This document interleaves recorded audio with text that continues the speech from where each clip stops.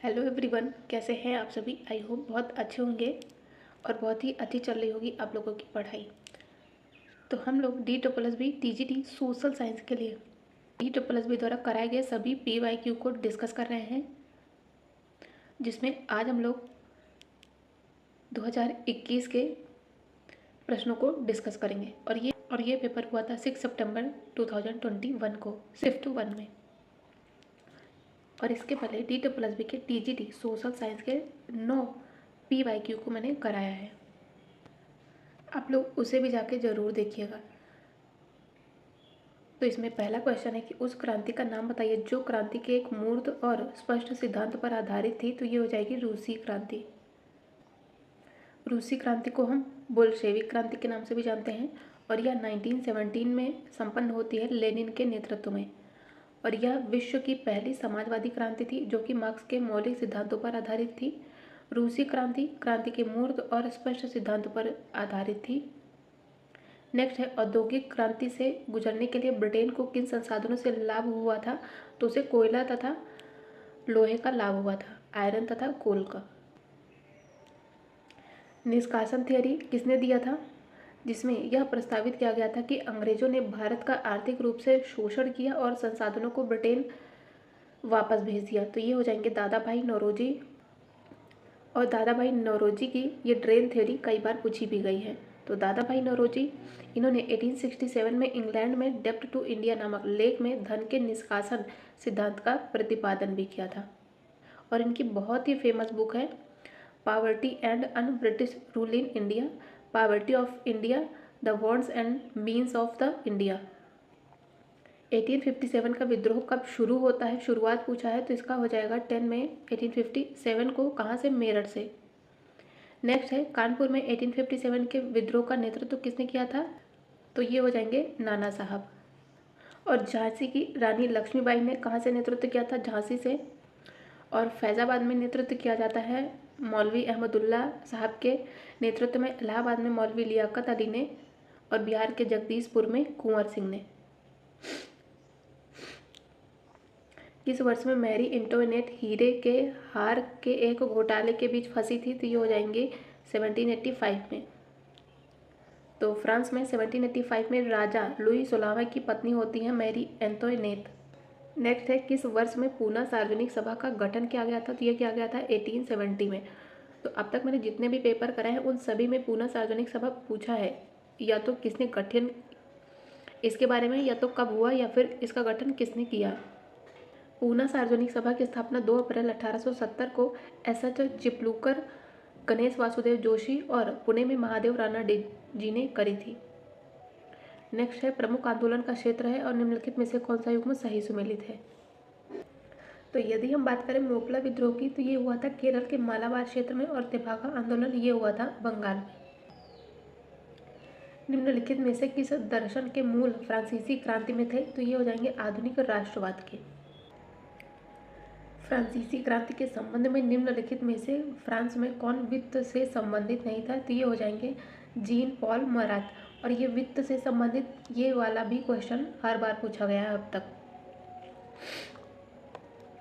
तो इसमें कौन संबंधित है? जैक्स नेकर, एनी रॉबर्ट टुर्गो तथा चार्ल्स कैलोन। निम्नलिखित में से कौन सा एक युग्म सही है। तो इसमें जो दिसंबरिस्ट थे वो कौन थे? वो देशभक्त थे, बुद्धिमान थे तथा युवा पुरुष थे। और जो रूसी बुद्धिजीवी थे उसमें सुशिक्षित लोग थे। तो इसमें दोनों स्टेटमेंट बिल्कुल सही है। बंगाली अखबार के संपादक कौन थे? तो ये हो जाएंगे SN बनर्जी। तो सुरेंद्र नाथ बनर्जी ने 1879 में द बंगाली नामक समाचार पत्र की शुरुआत की थी। और उन्होंने आनंद मोहन बोस के साथ मिलकर भारत के पहले राजनीतिक संगठन कौन इंडियन नेशनल एसोसिएशन की स्थापना की थी। 1905 में रूसी संसद को किसके रूप में भी जाना जाता था। तो ये हो जाएगा ड्यूमा। और रूस की जो वर्तमान संसद है उसको ड्यूमा तथा संघीय परिषद के नाम से भी जाना जाता है। 1904 से 5 के रूसी जापानी युद्ध को किस संधि ने समाप्त किया था। तो होती है पोर्ट्समाउथ की संधि। फ्रांसीसी क्रांति के संबंध में 1774 में वित्त के महान नियंत्रक कौन थे। तो ये हो जाएंगे एनी रॉबर्ट टुर्गो। भारतीय राष्ट्रीय कांग्रेस के पहले अधिवेशन की अध्यक्षता, तो ये हो जाएंगे WC बनर्जी। भारतीय राष्ट्रीय कांग्रेस का पहला अधिवेशन कब होता है? 28 दिसंबर 1885 को बम्बई में। और भारतीय राष्ट्रीय कांग्रेस की स्थापना के समय भारत के वायसराय होते हैं लॉर्ड डफरिन। सुरक्षा वॉल्व सिद्धांत का उपयोग करते हुए नरमपंथियों पर किसने हमला किया था? तो ये हो जाएंगे लाला लाजपत राय। सुरक्षा वॉल्व सिद्धांत 1916 में यंग इंडिया में लाला लाजपत राय ने सबसे पहले दिया था। और लाला लाजपत राय के द्वारा कहा गया कि कांग्रेस लॉर्ड डफरिन के दिमाग की उपज थी। लाला लाजपत राय को पंजाब केसरी तथा शेर ए पंजाब भी कहा जाता है। जार तानाशाही जो कि मध्यकालीन अवधि में आरंभ हुई थी, किसके द्वारा प्रभावित थी? तो ये मंगोल परंपरा के द्वारा प्रभावित थी। जनजातीय आंदोलन संथाल विद्रोह कब हुआ था? तो ये हुआ था 1855 में। तो संथाल विद्रोह 30 जून 1855 को आरंभ होता है और यह अंग्रेजों के द्वारा जो लागू भू राजस्व नीति थी उसके खिलाफ हुआ था। फ्रांसीसी क्रांति ने अपने सबसे हिंसक चरण द टेरर में किस वर्ष में प्रवेश किया था? तो ये किया था 1794 में। नेक्स्ट अब हम लोग सेकंड पार्ट को डिस्कस करेंगे। तो इसमें पहला क्वेश्चन है कि निम्नलिखित में से कौन सा मध्यम बादल का टाइप है, मतलब कि टाइप ऑफ मिडिल क्लाउड। तो इसमें जो यदि हम बात करें क्लाउड की तो वो 4 टाइप के होते हैं, लेकिन यदि हम मिडिल की बात करें तो मिडिल में आते हैं स्तरी और कपासी वर्षी दोनों। तो इसमें C और D दोनों ही करेक्ट होंगे। तो यदि हम बादल की बात करें तो ये 4 प्रकार के आते हैं, 4 रूपों में इन्हें डिवाइड किया गया है। पहले तो पक्षाभ मेघ आते हैं, दूसरा आते हैं कपासी, तीसरा स्तरी एंड चौथा आते हैं वर्षी मेघ। और यदि हम ऊंचाई के स्तर पर बात करें तो जो ऊंचे बादल होते हैं उन्हें हम कहते हैं पक्षाभ या फिर पक्षाभ स्तरी या फिर पक्षाभ कपासी मेघ। मध्यम ऊंचाई के बादल को कहते हैं स्तरी मध्य तथा कपासी मध्य बादल। और जो कम ऊंचाई वाले क्लाउड होते हैं उन्हें कहते हैं स्तरी क्लाउड, स्तरी कपासी, स्तरी वर्षी तथा कपासी। निम्नलिखित में से कौन सा युग्म सही है? सही बताना है। तो बेनिटो मुसोलिनी का संबंध था फांसीवाद से और एडोल्फ हिटलर का संबंध था नाजीवाद जर्मनी से और फांसीवाद इटली से। तो इसके दोनों ही स्टेटमेंट बिल्कुल करेक्ट हैं। एक क्लाइमोग्राफ में मग्गी शब्द निम्नलिखित में से किस जलवायु परिस्थिति का प्रतिनिधित्व करता है? तो ये हो जाएगी गर्म तथा आर्द्र जलवायु। तो इसका हो जाएगा ऑप्शन ए। यदि हम मग्गी के अतिरिक्त वाक्यों की बात करें तो एक होता है कीन। कीन क्या रिप्रेजेंट करता है? तो ये होता है ठंडी और शुष्क जलवायु। और यदि बात करें स्क्रोचिंग की तो ये होगी उष्ण और शुष्क जलवायु। और रॉ की बात करें तो रॉ में क्या होता है? ये होती है ठंडी और आर्द्र मतलब कि ह्यूमिड जलवायु। तो कीन में क्या होगी? ठंडी होगी और शुष्क जलवायु होगी, लेकिन रॉ क्या होगी? रॉ क्या होगी? ठंडी होगी लेकिन ह्यूमिड जलवायु होगी। निम्नलिखित में से मेंटल ब्लूम थ्योरी सबसे पहले किसके द्वारा प्रस्तावित किया गया था? तो ये किया गया था जे टूजो विल्सन के द्वारा। सबसे पहले पूछा है, ठीक है।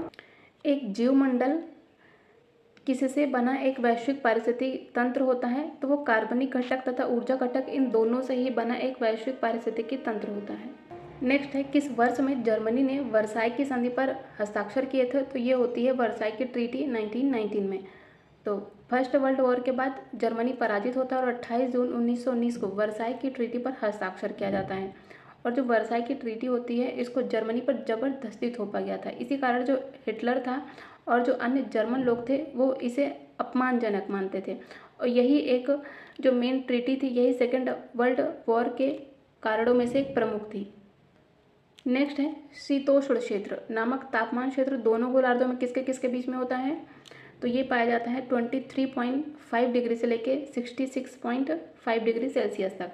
तो हम लोग पीछे एक तो इसके पहले भी पेपर में आया है और वो उपोष्ण के बारे में पूछा था और इसमें शीतोष्ण के बारे में पूछा है। तो ये हो जाएगा कैसे? जैसे हमारी पृथ्वी है और ये है 0 डिग्री, तो इसके ऊपर आता है 23.5 डिग्री, ठीक है। 23 से ऊपर मतलब 66.5 तक और यहाँ पे 23 से ऊपर 66.5 तक जो ये एरिया होता है यही कहलाता है शीतोष्ण क्षेत्र। नेक्स्ट है फांसीवाद के आधिकारिक दार्शनिक कौन थे और उन्होंने इसे जीवन की समग्र अवधारणा के रूप में वर्णित किया था? तो वो हो जाएंगे जियोवानी जेंटाइल। अंतर्राष्ट्रीय न्यायालय इंटरनेशनल कोर्ट ऑफ जस्टिस के संबंध में निम्नलिखित में से कौन सा सही है? जो अंतर्राष्ट्रीय न्यायालय होता है वो केवल जल विवादों में मध्यस्थता करता है, पूरी तरह से गलत है। पर्यावरण संबंध जो क्षेत्राधिकार है वो अंतर्राष्ट्रीय न्यायालय की शक्ति में शामिल नहीं है, ये भी गलत है। तो जो पर्यावरण का क्षेत्राधिकार है वो भी अंतर्राष्ट्रीय न्यायालय में शामिल है। तो इसके दोनों ही स्टेटमेंट पूरी तरह से गलत हैं, तो इसलिए इसका हो जाएगा ऑप्शन बी। तो जो अंतर्राष्ट्रीय न्यायालय है ये विभिन्न राष्ट्रों से संबंधित सामाजिक, आर्थिक और राजनीतिक इन सभी मुद्दों पर सुनवाई करता है और इसका कोई भी प्रतिबंधित अधिकार क्षेत्र नहीं है। निम्नलिखित में से कौन सा जो घास का मैदान है वो न्यूजीलैंड में पाया जाता है? तो ये हो जाएगा कैंटरबरी के मैदान जो न्यूजीलैंड में पाए जाते हैं। तो यदि हम बात करें डाउन्स की, डाउन्स कहाँ पाया जाता है? ये पाया जाता है ऑस्ट्रेलिया में, पंपास ये पाया जाता है अर्जेंटीना में, एंड वेल्ड वेल्ड पाए जाते हैं साउथ अफ्रीका में। और ये जो वेल्ड है ये टेम्परेट प्रकार के ग्रासलैंड है। निम्नलिखित में से कौन सा एक स्थलीय ग्रह नहीं है? तो शुक्र जो है वह स्थलीय ग्रह नहीं है। तो जो हमारा सौरमंडल है उसमें सूर्य क्या है? वो भी एक तारा है। तो सूर्य मतलब कि एक तारा है, ठीक है। साथ में कितने? 8 ग्रह हैं। तो ग्रह कितने हैं? 8 ग्रह हैं। 8 ग्रहों में बुध, शुक्र, बृहस्पति और मंगल ये 3 कौन से हुए? ये हुए इनर प्लैनेट्स, मतलब कि भीतरी ग्रह। कौन कौन से? बुध, शुक्र और पृथ्वी तथा मंगल, मतलब कि ये 4, ठीक है। बुध, शुक्र, पृथ्वी और मंगल ये कैसे हुए? ये इनर प्लैनेट हुए। और इन ग्रहों को क्यों इनर प्लैनेट्स कहते हैं? क्योंकि ये सूर्य व क्षुद्र ग्रह मतलब कि एस्टेरॉयड की पट्टी के बीच पाए जाते हैं, इसलिए इन्हें कहते हैं हम इनर प्लैनेट।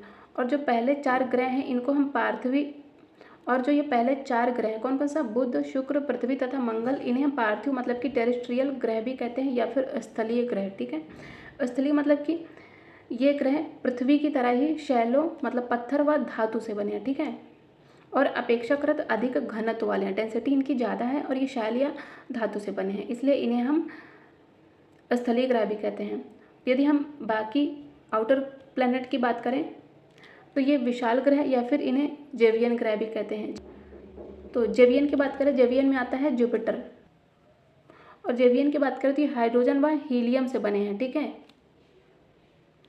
भूविज्ञान में वे वलन जिनमें एक वलन के 2 अंगों के बीच का कोण एक न्यून कोण होता है वो क्या कहलाते हैं? तो उन्हें कहते हैं हम बंद वलन। पहला अंतर्राष्ट्रीय कार्यकारिणी पुरुष एसोसिएशन का गठन किया गया था किसके द्वारा? तो ये किया गया था कार्ल मार्क्स के द्वारा 1864 में। और कार्ल मार्क्सवाद समाजवाद का जनक माना जाता है कार्ल मार्क्स को। और ये अपने मित्र एंजल्स के साथ 1848 में कम्युनिस्ट घोषणा पत्र प्रकाशित किया था मार्क्स ने। मार्क्स की कृति याद रखिएगा, दास कैपिटल 1867 में लिखी गई है। नेक्स्ट है ऑस्ट्रियन और हंगेरियन द्वारा किस साम्राज्य पर शासन किया गया था? तो ये क्या किया था? हैब्सबर्ग साम्राज्य पर। और ये एनसीईआरटी से क्वेश्चन है। निम्नलिखित में से कौन सी जो भूकंपीय तरंगें होती हैं वो ठोस पदार्थों के माध्यम से सबसे तेज गति से चलती हैं? तो ये हो जाती हैं प्राथमिक तरंगें। जो प्राथमिक तरंगें होती हैं ये ठोस माध्यम से सबसे तेज गति से यात्रा करती हैं। और भूकंप के दौरान पृथ्वी में ये कई प्रकार की लहरें भी उत्पन्न करती हैं। इसका अध्ययन करने के लिए हम सिस्मोग्राफ का उपयोग करते हैं। यदि हम भूकंपीय लहरों की बात करें तो ये 3 श्रेणियों में आते हैं। कौन कौन सी? प्राइमरी मतलब कि अनुदैर्ध्य तरंग, द्वितीयक मतलब कि गौड़ या secondary wave, and third one is धरातली वेव मतलब कि सरफेस वेव। और जो प्राथमिक तरंगें होती हैं ये ठोस भाग में सबसे अधिक तीव्र गति से प्रवाहित होती हैं और इनकी जो प्रकृति होती है वो ध्वनि तरंगों जैसी होती है। किसकी? प्राइमरी वेव्स की। और यदि हम धरातलीय वेव की बात करें तो इनको पी तथा एस लहरों की अपेक्षा अधिक लंबा मार्ग तय करना पड़ता है किनको? धरातलीय वेव को। और इनकी गति सबसे कम होती है लेकिन ये सबसे अधिक प्रचंड होती हैं धरातलीय वेव, ये एक पॉइंट याद रखिएगा। काष्ठ स्थलाकृति के संबंध में निम्नलिखित में से कौन सा सही है? तो जो काष्ठ होता है ये विंडो सिंक होल या फिर डोलाइन की ऊपरी सतह के ढहने के कारण बनती है। काष्ठ पहला बिल्कुल सही है। दूसरा कह रहा है कि कार्बोनेट चट्टानों के रासायनिक अपक्षरण के द्वारा भू आकृतियों का निर्माण होता है। तो जो कार्बोनेट चट्टानें होती हैं उनका जो रासायनिक अपक्षरण होता है, ठीक है, उन्हीं के द्वारा भू आकृतियों का निर्माण होता है। तो इसके दोनों ही स्टेटमेंट बिल्कुल करेक्ट हैं। संयुक्त राष्ट्र संघ में कितने अंग शामिल हैं? तो इसमें 6 अंग शामिल हैं। तो सेकेंड वर्ल्ड वॉर होता है, फिर उसकी समाप्ति के बाद 24 अक्टूबर 1945 को यूएनओ का गठन किया जाता है और इसके कुल 6 अंग हैं। बहुत महत्वपूर्ण है, याद रखिएगा। कौन कौन से?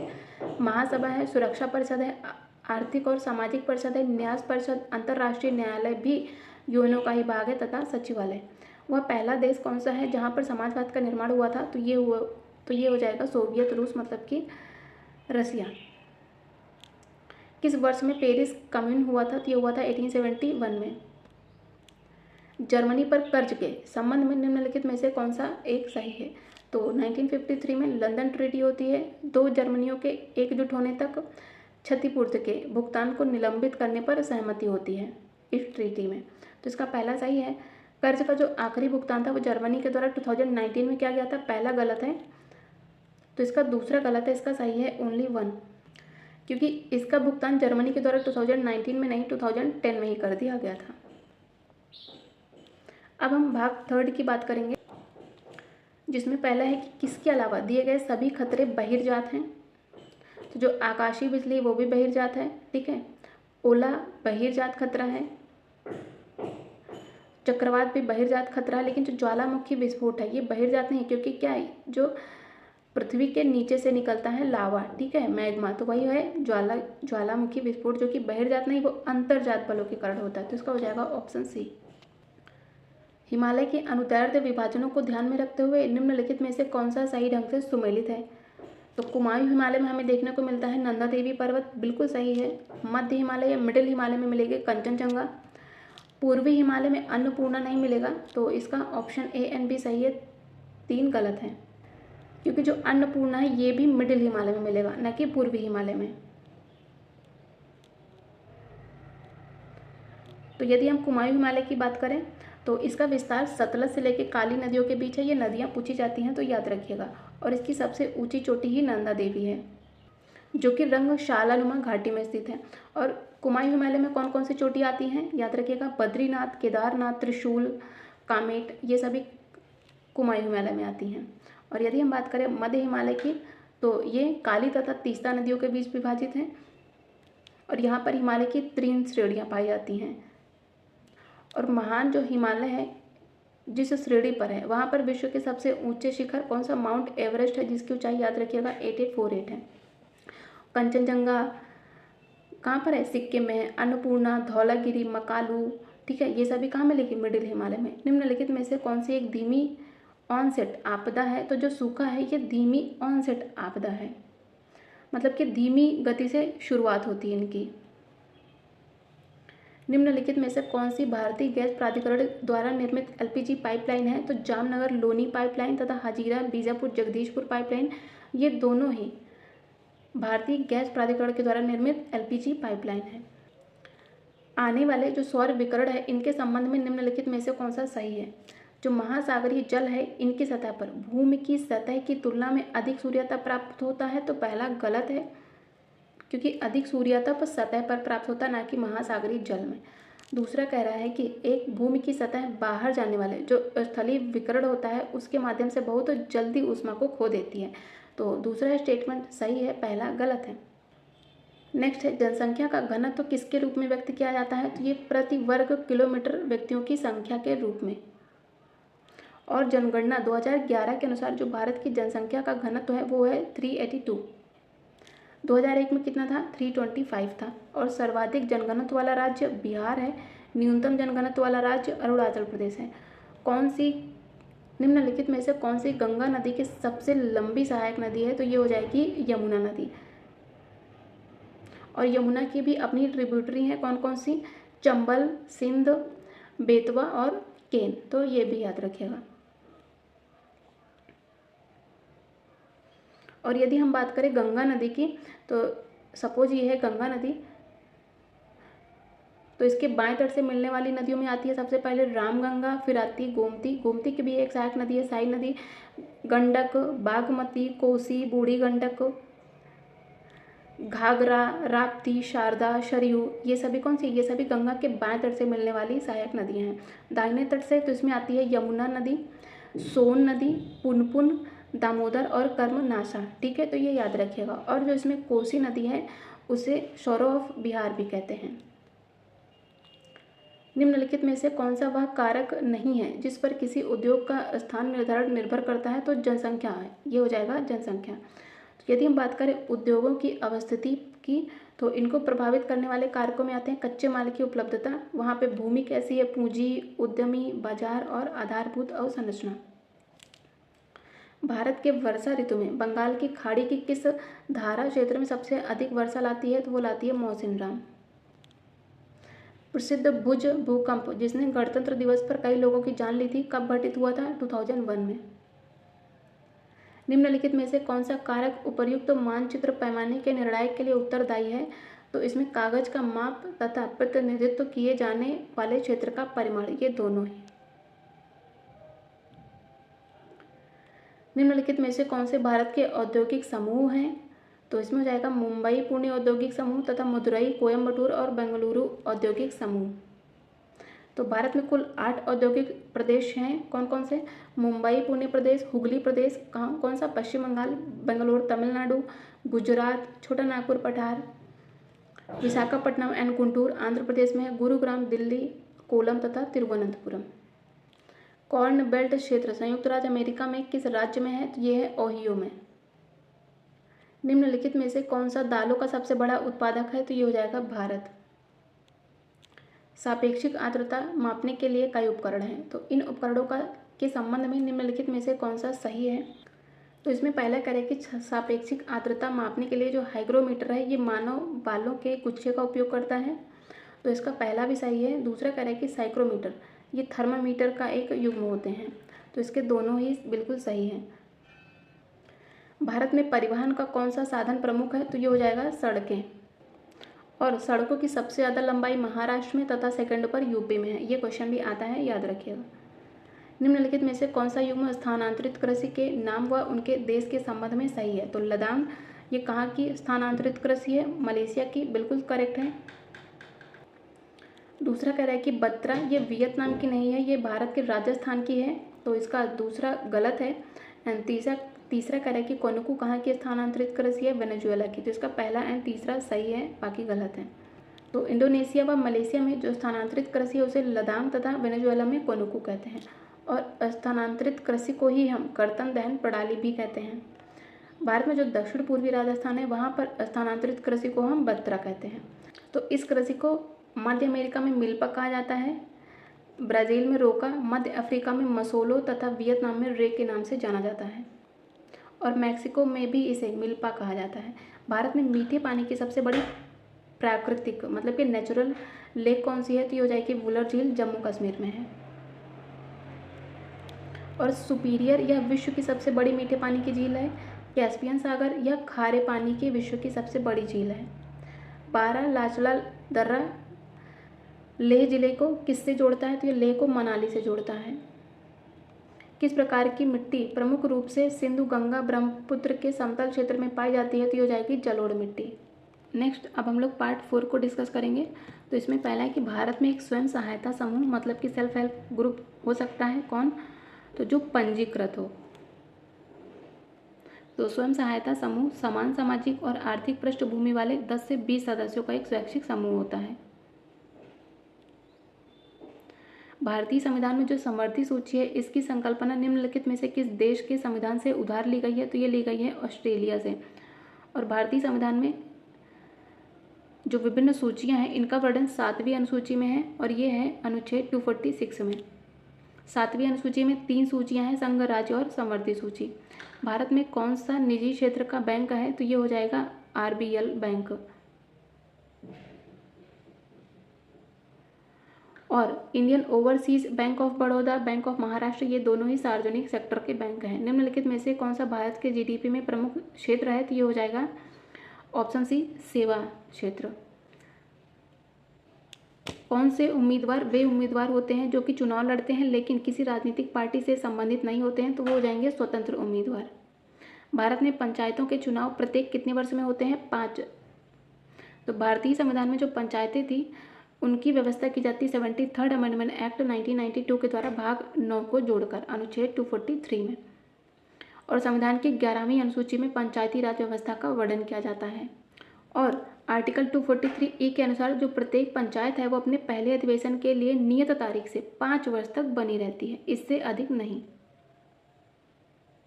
और यदि किसी कारणवश जो पंचायत है उसका 5 वर्ष पूरा होने के पहले यदि विघटन हो जाता है तो इसके स्थान पर जो नई पंचायत का गठन होगा वो बचे हुए समय के लिए ही होगा। ये एक पॉइंट याद रखिएगा। किसी विशेष प्राकृतिक खतरे या फिर आपदा के प्रति भेद्यता घटकों के एक समूह से युक्त होती है। ऐसे भेद्यता घटकों में निम्नलिखित में से कौन शामिल है? तो इसमें किसी खतरे या फिर आपदा का नाम शामिल है, किसी स्थलीय और समुद्री समुदाय दोनों को शामिल करता हुआ भेद्यता समुदाय भी शामिल है, और भौतिक संरचनाओं की सामग्री की प्रतिरोधकता। तो इसके तीनों स्टेटमेंट बिल्कुल करेक्ट हैं। नेक्स्ट है, निम्नलिखित में से कौन सी एक भारत की मान्यता प्राप्त राष्ट्रीय पार्टी नहीं है? तो जब ये क्वेश्चन आया था 2019 में, तब आम आदमी पार्टी की राष्ट्रीय पार्टी नहीं थी, तो उस अकॉर्डिंग इसमें बी हुआ। हमारे लिए ये महत्वपूर्ण हो गया है कि कौन सी राष्ट्रीय पार्टी है और कौन सी नहीं, ये याद रखना।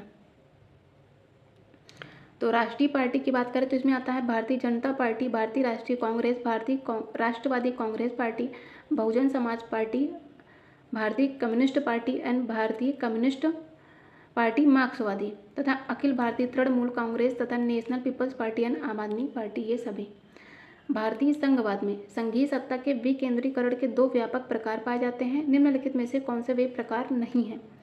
परिस्थितिजन्य तथा सहमतिजन्य, ये दोनों ही संघीय सत्ता के केंद्रीकरण के प्रकार नहीं हैं। तो इसका हो जाएगा ऑप्शन डी। निम्नलिखित में से किस वर्ष में राष्ट्रीय आपातकाल की घोषणा के कारण लोकसभा चुनाव स्थगित हुए थे? तो ये हो जाएगा 1977 में। और तत्कालीन राष्ट्रपति फखरुद्दीन अली अहमद ने तत्कालीन प्रधानमंत्री इंदिरा गांधी के कहने पर आर्टिकल 352 के अधीन राष्ट्रीय आपात की घोषणा की थी। निम्नलिखित में से कौन भारत में जो नगर निकाय हैं इनका कार्य नहीं है?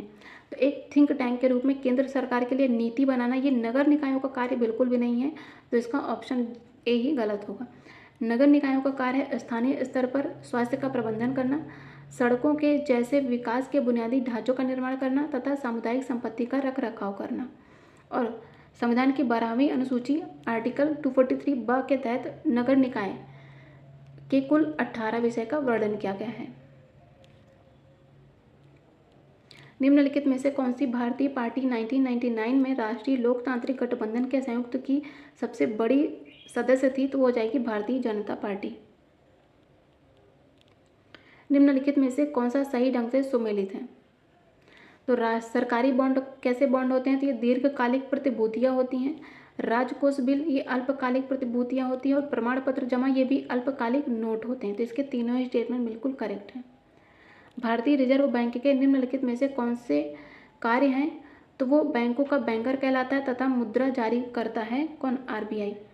और यह देश का केंद्रीय बैंक है। इसकी स्थापना आरबीआई एक्ट 1934 के तहत 1 अप्रैल 1935 को हुई थी, और 1949 को इसका राष्ट्रीयकरण हुआ था। और इसके कार्यों की बात करें तो यह बैंकों का बैंकर है, ये मुद्रा भी जारी करता है आरबीआई, विदेशी मुद्रा प्रबंधक, वित्तीय प्रणाली का नियामक है, और प्रबंधक तथा मौद्रिक और ऋण नीतियों को लागू करता है। नेक्स्ट है, रक्षा और सशस्त्र बलों जैसी वस्तुओं को शामिल भारतीय संविधान की किस सूची में शामिल किया गया है? तो वो जो रक्षा और सशस्त्र बल हैं वो संविधान की संघ सूची में शामिल हैं। आर्थिक विकास किन देशों की समस्याओं से संबंधित होता है, जबकि आर्थिक वृद्धि किन देशों की समस्याओं से संबंधित होता है? तो आर्थिक विकास जो होता है, इकोनॉमिक डेवलपमेंट, ये अल्प विकसित देश से संबंधित है, और आर्थिक वृद्धि, इकोनॉमिक ग्रोथ, ये विकसित मतलब कि डेवलप कंट्री से संबंधित है। तो इसका हो जाएगा ऑप्शन ए। निम्नलिखित में से कौन सा संकेतक शिक्षा में जेंडर आधारित प्रदर्शन को प्रकट करता है? तो सकल नामांकन अनुपात तथा जेंडर समता सूचकांक, ये दोनों ही।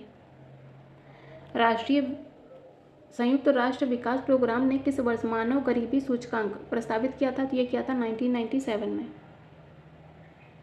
निम्नलिखित में से किस भारतीय राज्य की सदन में सबसे अधिक विधानसभा सीटें हैं? तो ये हैं यूपी में। कितनी है? तो ये हो जाएगी 403। एक सरकार को इसके लिए खाद्यान्न के सुरक्षित मतलब कि बफर भंडार को प्रबंधित रखने की आवश्यकता होती है। तो जो अंतर मौसमी कीमत होती है उनमें उतार चढ़ाव को नियंत्रित करने के लिए, साथ ही सार्वजनिक वितरण प्रणाली को चलाए रखने के लिए बफर मतलब कि भंडार को प्रबंधित रखने की आवश्यकता होती है। अब हम बात करेंगे पार्ट 5 की। तो इसमें पहला क्वेश्चन है कि निम्नलिखित में से कौन सा समाजवादी लोकतंत्र का सिद्धांत नहीं है? तो जो निरंकुशता है यही नहीं है। तर्कवाद, नीतिज्ञता और समतावाद, ये तीनों ही समाजवादी लोकतंत्र के सिद्धांत हैं। भारतीय संविधान के भाग 1 में निम्नलिखित में से कौन सा अनुच्छेद सही ढंग से सुमेलित है? आर्टिकल 1 की बात करें तो ये नए राज्यों के गठन की बात नहीं करता है। आर्टिकल 1 कहता है कि संघ का नाम होगा और उसके राज्य क्षेत्र होंगे, तो इसका पहला गलत हो जाएगा। आर्टिकल 3 नए राज्यों के प्रवेश या स्थापना से नहीं संबंधित है। नए राज्यों के प्रवेश या स्थापना से संबंधित है आर्टिकल 2, तो इसके दोनों ही स्टेटमेंट गलत हैं। तो आर्टिकल 3 की बात करें तो ये कहता है कि नए राज्यों का निर्माण, न कि प्रवेश और स्थापना, तथा जो वर्तमान राज्य क्षेत्र हैं उनकी सीमा या फिर नाम में परिवर्तन करना। और 4 की बात करें तो ये कहता है कि आर्टिकल 2 और 3 के जो अधीन बनाई गई विधियाँ होंगी वो शामिल है आर्टिकल 4 में। भारतीय संविधान की प्रस्तावना में दिखाई दिए जाने के अनुसार दिए गए प्रमुख शब्दों को व्यवस्थित करना है। तो सबसे पहले आता है समाजवाद, फिर पंथ निरपेक्ष RPNQ लोकतंत्रात्मक, तो इसका हो जाएगा ऑप्शन ए। भारतीय संविधान के राज्य के नीति के निदेशक तत्वों के संबंध में निम्नलिखित में से कौन सा सही है? ये किसी भी न्यायालय के द्वारा परिवर्तनीय नहीं होते हैं, बिल्कुल करेक्ट है। इन तत्वों को एक राज्य में कानून बनाने के लिए लागू किया जाता है, दूसरा भी सही है। आर्टिकल 51 संविधान में अंतिम नीति के निदेशक तत्व व्यक्त करता है, तो इसके तीनों ही स्टेटमेंट बिल्कुल करेक्ट हैं। तो भारतीय संविधान का भाग 4 आर्टिकल 36 से लेकर 51 तक DPSP की बात करता है। नेपाल में राणा कृषि के संबंध में निम्नलिखित में से कौन सा सही है? राणा शासकों ने मुल्की ऐन के माध्यम से नेपाली कानून को कूटीकृत किया, जिसने सिद्धांत के रूप में कानून के समक्ष समानता का आश्वासन दिया था, पहला करेक्ट है। जो राणा शासक थे उन्होंने 1920 में सती प्रथा को समाप्त किया था, तो इसके दोनों ही स्टेटमेंट करेक्ट हैं। 1959 में नेपाल का रॉयल लोकतांत्रिक संविधान किसके द्वारा तैयार किया गया था? तो हो जाएंगे राजा महेंद्र। भारत में 42nd अमेंडमेंट एक्ट कब पारित किया गया था? 1976 में। भारत में मुख्य चुनाव आयोग को नियुक्त करने के लिए कौन उत्तरदायी है? तो हो जाएगा भारत का राष्ट्रपति। तो भारतीय संविधान में निर्वाचन आयोग का वर्णन है भाग 15 अनुच्छेद 324 से लेकर 29 तक। और मुख्य चुनाव आयुक्त का कार्यकाल 6 वर्ष या 65 साल जो भी पहले हो, और जो अन्य चुनाव आयुक्त होते हैं इनका कार्यकाल 6 वर्ष या 62 वर्ष जो भी पहले हो। किसी भी व्यक्ति को उसके जीवन या व्यक्तिगत स्वाधीनता से वंचित नहीं किया जाना चाहिए। यह प्रावधान भारतीय संविधान के किस अनुच्छेद में है? तो यह है आर्टिकल 21।